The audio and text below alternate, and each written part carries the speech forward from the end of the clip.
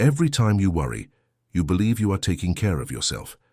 You are merely rehearsing the pain before it arrives. People spend decades convinced that mentally reviewing the worst-case scenario is a sophisticated form of protection, almost a psychological amulet against chaos. But Carl Jung understood something darker than that. The human mind does not worry to avoid suffering. It worries to keep alive the illusion that it still has control over that which was never in its hands. And while this illusion is active, you pay an invisible tax, your peace, for a debt that never existed. There is a cruel mechanism within the human psyche. It convinces you that feeling anticipatory fear is a sign of responsibility, that losing sleep thinking about what could go wrong is a way of being prepared. But observe coldly what worry actually produces. It does not prevent accidents. It does not pay bills. It does not change the decisions of others. It does not change diagnoses. It only ages you from the inside, while the facts follow their own course, indifferent. The real prison, the one no one notices, was never in the problems that arrive. It is in the fictitious problems you construct, decorate and visit every night like someone visiting an imaginary cemetery. And there, you weep for deaths that no one has died. Pay attention to this with the detachment of a clinical observer. Worry is never about the future. It is about the inability to tolerate the uncertainty of the present. You do not fear tomorrow. You fear the void that exists right now, inside you, when there is nothing to control. And you fill that void by manufacturing threats. This is not care. It is an addiction, a silent addiction, socially accepted, praised as maturity, but one that slowly corrodes your capacity to exist in peace. And this is where deep psychology begins to unsettle. You do not worry because things are grave. You worry because inside you, calm has become unbearable. And so we reach the second mechanism, even more uncomfortable. Worry, when repeated for years, ceases to be a thought and becomes an internal chemical dependency. The brain reacts to imagined scenarios exactly as it would to real danger. The heart accelerates, the stomach constricts, the shoulders lock, the breath shortens, and yet nothing has happened. Nothing except a mental scene. This is what Jung would call unconscious possession. A buried part of your psyche begins to govern your body while you believe you are merely thinking. You are not thinking. You are being thought by something you have not yet managed to integrate. And the most perverse part is that this anxiety gives a false sense of action. You feel productive while ruminating. You feel you are resolving when you are merely spinning. It is the same movement as someone pedaling a stationary bike. Much effort, much sweat, and no actual displacement. Rumination is the stationary bike of the soul. It tires you out without taking you anywhere. And after years in this movement, the body collapses. Insomnia, gastritis, chronic tension, exhaustion with no apparent cause. Not because life became too heavy, but because you learned to carry a weight that never needed to exist. And you carried it for so long that you came to believe that weight was you. That is why I prepared the Código do Despertar for you. It is not a motivational course. It is not a collection of pretty phrases to glue to the wall. It is an inner map built upon the psychology of Carl Jung, for those who have already realized that constant worry is not lucidity. It is a sophisticated mask of imprisonment. It consists of 60 days of daily lessons with specific keys, questions that hurt in the right places, and declarations that reorganize your inner self. You read, execute the micro-action of that day and record what shifted inside. Step by step, you stop being managed by anxiety and begin to walk toward individuation, the process of finally becoming who you always were beneath the masks. Access is in the first pinned comment of this video. If something inside you recognized this truth, write in the comments, "I am ready to let go." This small gesture is the first psychological contract you sign with yourself, and it is necessary to separate two things that almost everyone confuses. There is planning, and there is fearing with the aesthetics of planning. They are not the same thing. Planning has an end. You define a problem, examine the variables, decide on an action and close the thought. The mind rests because the task was fulfilled. Worry, on the contrary, is a thought that refuses to end. It returns to the same point, repeats the same scenario, revisits the same doubt, like a dog biting its own tail. It is not analysis, it is repetition. And repetition without action is the trademark of fear masquerading as intelligence. Have you ever noticed how people who worry too much rarely solve the problems they worry about? They spin them, pollute them, inflate them, but rarely face them. This is not laziness. It is a refined defense mechanism. While you are worried, you have the sensation of doing something, and this sensation relieves the guilt of not acting. That is why worry is so addictive. It offers the moral comfort of action without the actual risk of action. You tire yourself as if you were working, but nothing changes in the external world. Only your internal wear changes. And over time, you begin to confuse this wear with effort. You start to believe that being destroyed inside is a sign that you are trying. You are not. You are just spinning inside a cage built by your own thoughts.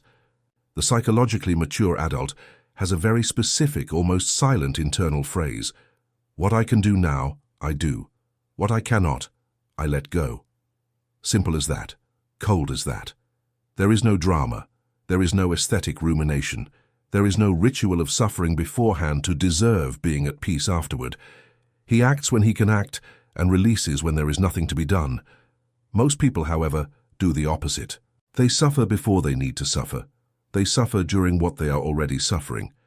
And they continue to suffer after the problem has passed, mentally reliving the episode. This is not sensitivity. It is conditioning. And conditioning can be undone.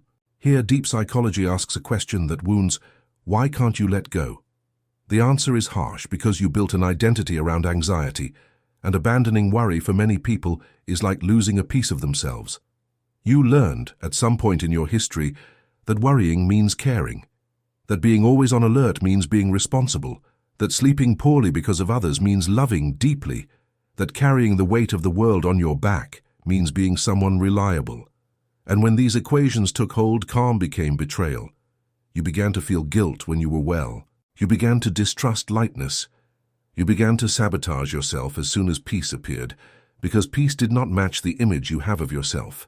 This is what Jung would call identification with a mask, the persona.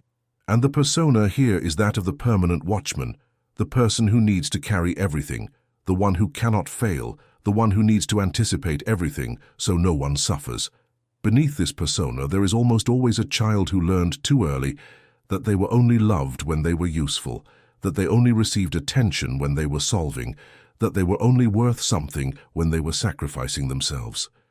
And that child grew up confusing love with overburden. They grew up associating rest with abandonment.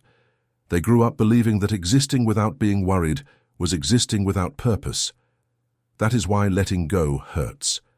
Because letting go means demolishing an identity that was built for you to be accepted.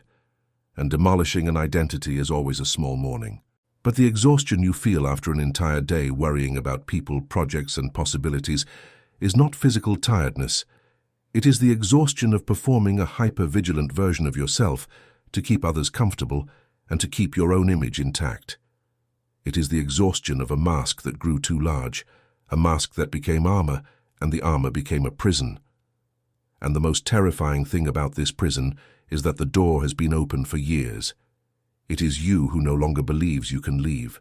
And what you buried to fit into this mask, your spontaneity, your lightness, your right to not be available all the time, has not died.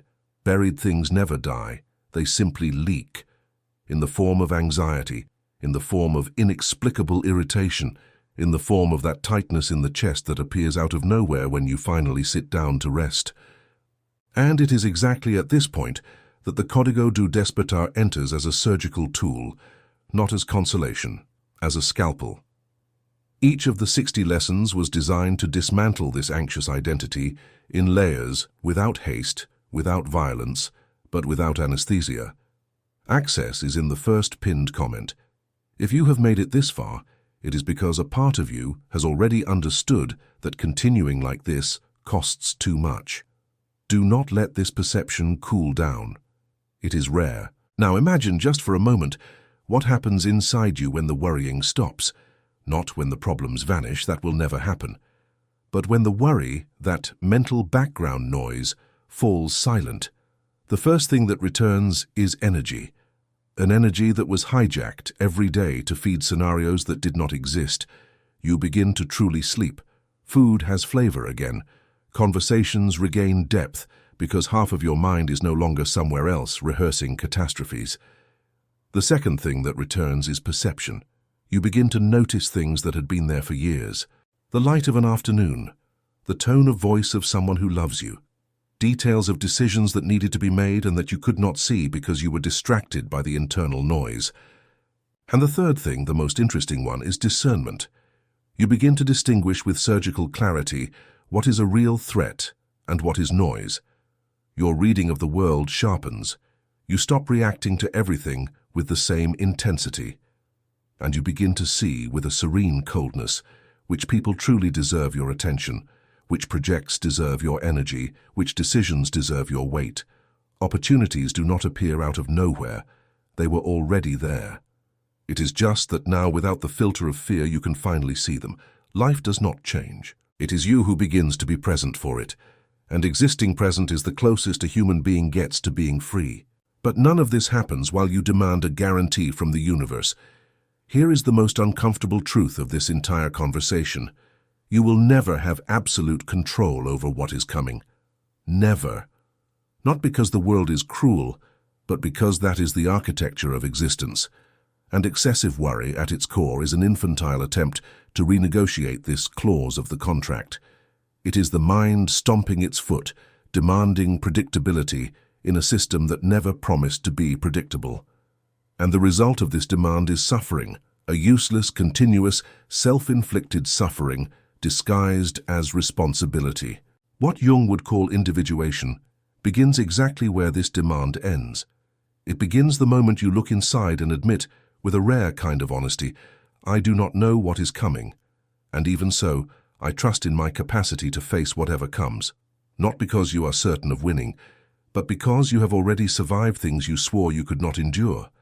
And each of those survivals, if you look calmly, was building within you a kind of silent core, a center that does not shake easily.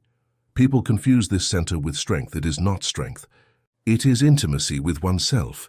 It is knowing in your bones that there is someone reliable on the inside. And this trust, when it finally settles, dissolves the need for worry, because worry was always a symptom of distrust in oneself. And this is one of the harshest inversions that deep psychology offers. You do not worry because life is dangerous. You worry because deep down, you do not believe you are capable. You do not trust how you will respond. You do not trust who you will be under pressure. And to compensate for this distrust, you try to control the external world. But the problem was never out there. It was, as it always is, in your relationship with yourself. Rebuilding this trust is not motivational. It is structural. It requires facing day after day the small situations that appear, acting with what you have, reaping the result without drama, and observing almost clinically that you survived again, and again, and again, until a sober peace begins to occupy the place where panic once lived. But none of this happens if you continue inhabiting the only place where worry is possible, the imaginary future. The greatest loss caused by chronic anxiety is not sleep, it is not health, it is not energy. It is the present. It is your own life happening while you are somewhere else mentally, reliving an event that may never happen. You did not lose those years to problems. You lost those years to fictitious problems, and no one gives back time. No therapy, no book, no spiritual awakening gives back the birthdays where you were present in body and absent in soul. No reunion gives back the conversations where you were miles away mentally from the person in front of you. This is the price no one puts on the bill. The real life that passed while you lived inside your head. Ancient wisdom, and Jung recognized this very clearly, is an almost technical skill. Recognizing what is under your control, acting upon it with precision, and letting go of the rest. Not as resignation, as strategy. You do not let go because you gave up. You let go because you understood that holding on changes nothing other than destroying you. And this surrender is not weakness. It is the highest form of emotional intelligence. It is the inner adult, finally formed, telling the inner child that they can rest, that they no longer need to watch over the whole world to feel safe, that now there is someone inside them taking care, and that someone is you. And it is exactly upon this reconstruction that the Código do Despertar was architected. 60 days, 1 lesson per day, a key, a question, and a declaration, followed by a micro-action and a journal entry. It is not fast, it is not magic, it is precise. Each day demolishes with a scalpel a layer of the anxious structure that you took decades to build. Access is in the first pinned comment. And if you are still procrastinating, understand that procrastinating is not neutral. Every day you keep this old identity alive is one day less of real life. The choice remains yours. But the illusion that you have infinite time to choose is precisely one of the traps of the worried mind. And then we reach the paradox that closes everything. People think that if they stop worrying, they will become cold, distracted, negligent. It is the opposite. When you stop worrying excessively, you do not become indifferent. You become, for the first time, truly effective. Because action without fear is clean action. It is action that sees the situation as it is, and not as panic would like it to be. Your decisions become more precise. Your conversations become deeper, because you are whole in them.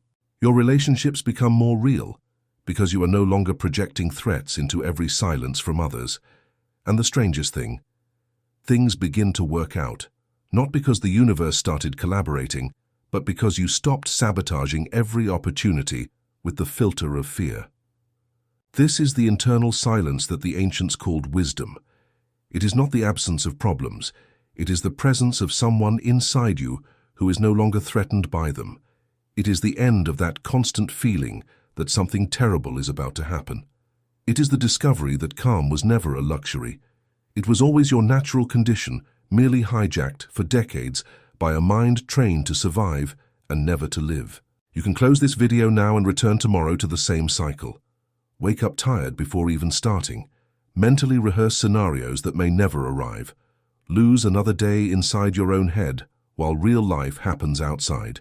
You can continue honoring this old anxious identity as if it were who you are. Or you can accept, with the coldness that truth demands, that this identity was never you. It was just a survival strategy that stayed in command for too long. The guide is in the first pinned comment. The choice is not between acting now or acting later. The choice is between continuing to be managed by fear or finally beginning to exist. The illusion is over. Decide.